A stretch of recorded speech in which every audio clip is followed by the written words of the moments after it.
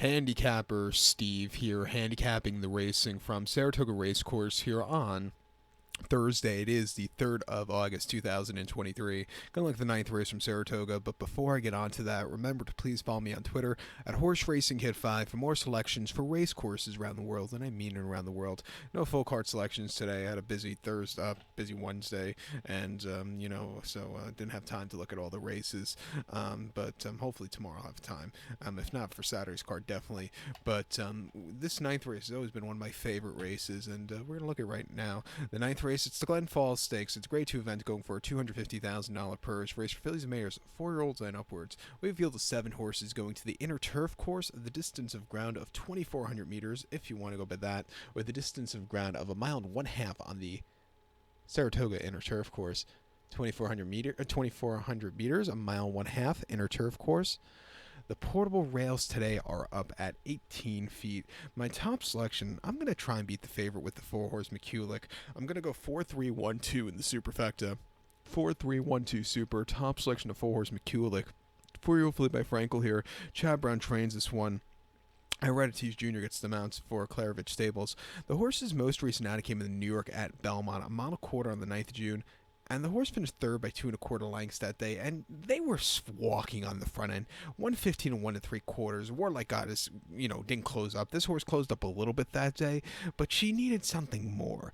I think with a quicker pace coming to the 1.5 for the first time, well, probably not going to be a quicker pace, but sitting a little closer in this race, I think this horse get the jump on the old lady, and I think this horse could be on the up and get a good race.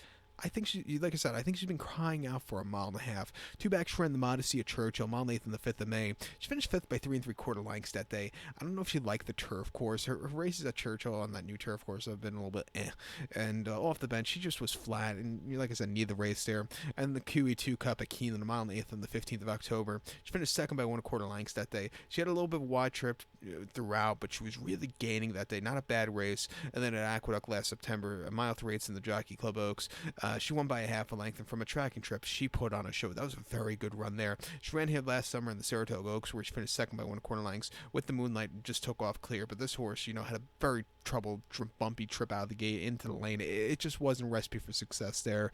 And then last year's Belmont Oaks at Belmont over the 1.25, winning by 1 1/4 lengths that day. She sat closer, which I like, not on the pace, but from a tracking trip, and she took off clear. If she could sit close here today, she could definitely win. I think she's on the up and up. I'm going to use her along with a bit of an upsetter, the 3-horse Amazing Grace. She ran against the boys last time out in the Belmont Gold Cup over the 2 miles, where she finished 4th by 2 1/4 lengths that day, and she just couldn't stay the 2 miles. She run bad, but she just couldn't stay the 2 miles. Prior to that, in the Sheepshead Bay on the more yielding side of good turf course at Belmont 5th of May, she finished 4th by 5 lengths that day, and I just don't think she liked the going.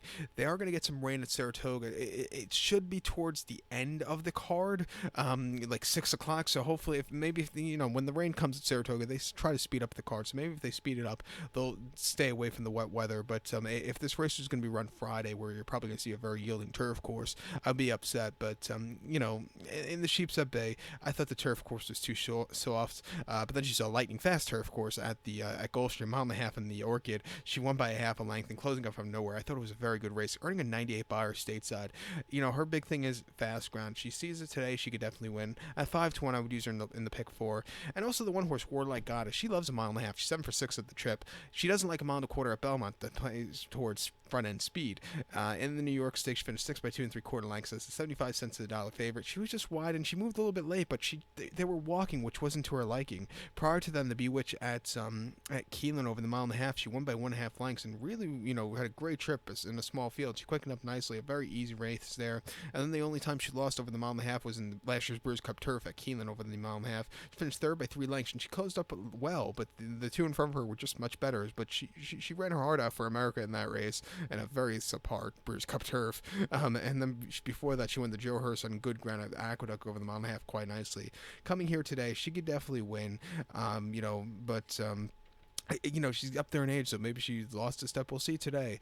But to recount my selection for the 9th from Saratoga now, it's the grade 2 Glens Falls. Going to take the 4-horse McCulloch. Give kudos to the 3-horse Amazing Grace and the 1-horse Warlike Goddess. 4-3-1-2 super. 4-3-1 in your late pick 4. So good luck to all, and please follow me on Twitter at HorseRacingKid5. Good luck, everybody.